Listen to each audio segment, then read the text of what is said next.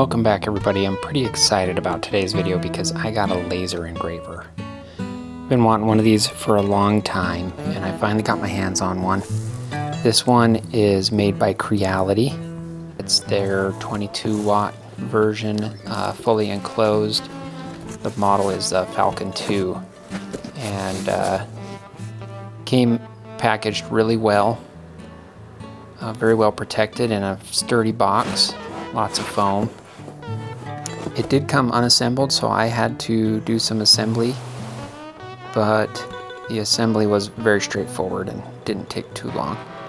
Probably about an hour assembly time.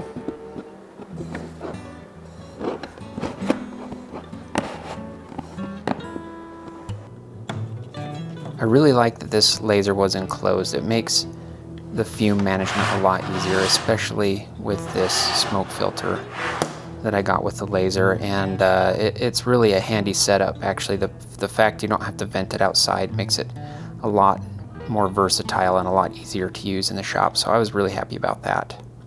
I had to take some time and learn some software. I had to learn Lightburn, and you know, everybody online makes it look pretty easy, but it took me quite a while to figure out how to run these programs. My drawings I did in Adobe Illustrator, and I got a tip from Roadhouse Leather on YouTube to use this craft foam as kind of a practice material, and so I tried that out. Worked really well. One of the coolest parts about this laser is the camera interface. It allows you to overlay your shapes right on top of the objects that you're trying to mold around or work around, cut around, etc. So I could put my knife right there on the laser bed and make sure that the sheath was scaled correctly and positioned correctly. And here I cut out the shape of my sheath on this craft foam so I could try it out.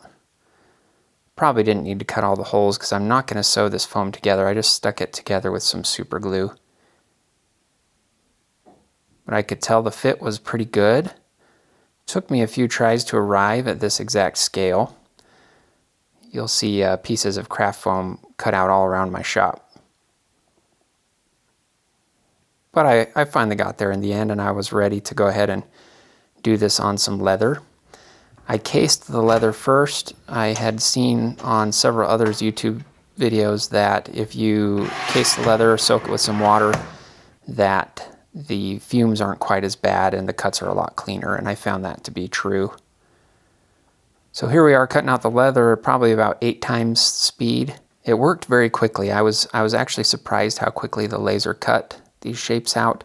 Cutting all of the little holes for the stitching took the longest, but it was still considerably faster than I was expecting, and I think it's you know, probably not as fast as a clicker die and a press, but still a lot faster than cutting by hand and certainly a lot more precise. It took me a few tries to get the right power and speed settings for the leather. I had to actually cut more than one of these out on leather. The nice thing about it being cased already, when you put it into the laser, you can take it out and do your embossing right away. So here I'm pressing my maker's mark onto the side of the sheath with my Arbor press.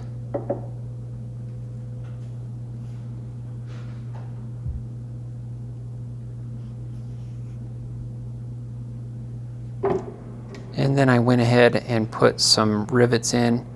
These are tubular rivets that I'm using to make some holes so I can attach the belt loop later, which you'll see here in a minute. Now normally I would glue the two pieces of leather together before stitching, but where the holes were already cut with the laser, I was afraid that the glue would kind of gunk up in there and get all over the thread and needle as I passed it through the holes. So since the holes were already there and they were already aligned, I went without any glue, and it worked out pretty good. Everything was aligned pretty well, but I did learn that I made my holes a little too small and a little too close together. Had to use a pair of pliers fairly regularly just to pull the thread through each hole, and so I'm not going to bore you with the entire sewing process. It was definitely the most time-consuming process of the sheath build here.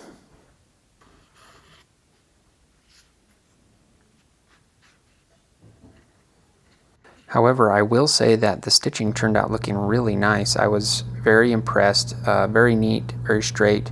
I was able to stitch really close to the edge of the sheath, and I think it's a very, very clean look. So I was very pleased with that. I usually use a diamond stitching iron, and I was a little worried that the round holes wouldn't look as good, but I think they turned out looking really nice. So here I'm just doing some work to clean up the edges, smooth everything out, and do some beveling.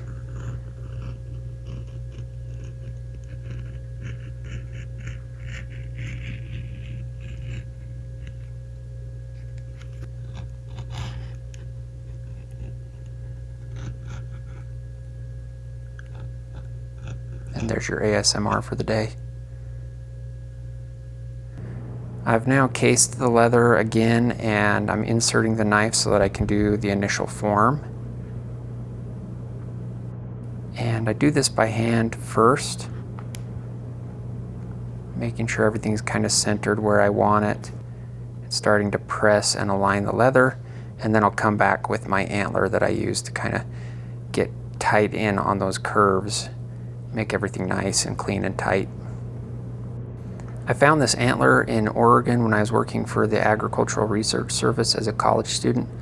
It's just a mule deer spike antler, and believe it or not, pretty uncommon to find one like that that's just a spike. And I've used it for the past 15 years for leatherworking. It's been one of my favorite tools, actually, so you never know what treasures you're going to find when you spend some time out there in nature. Just checking the balance here, and you can see the center of balance is just about right where the belt loop's going to be, which is how I like it. Now, one of the coolest parts about this laser is that it can cut Kydex. That was kind of an unforeseen benefit, but it cut in one pass, really clean. Left a little bit of marking on there, but that was easy enough to clean up with some acetone and a little bit of sandpaper on the edges.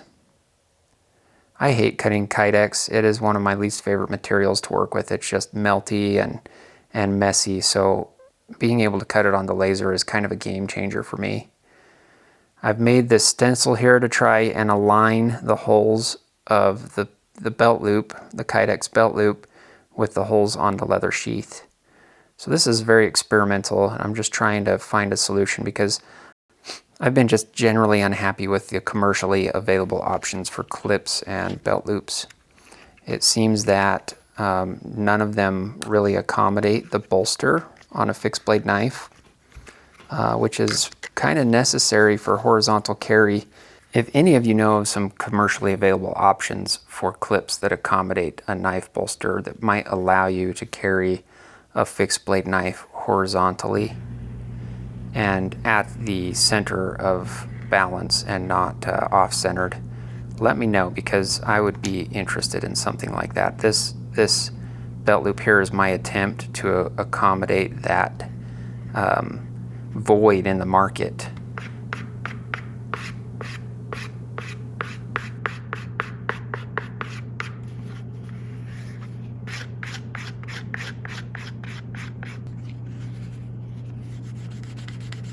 So we've got the edges all burnished now, and we're going to go ahead and give it a dip in the wax.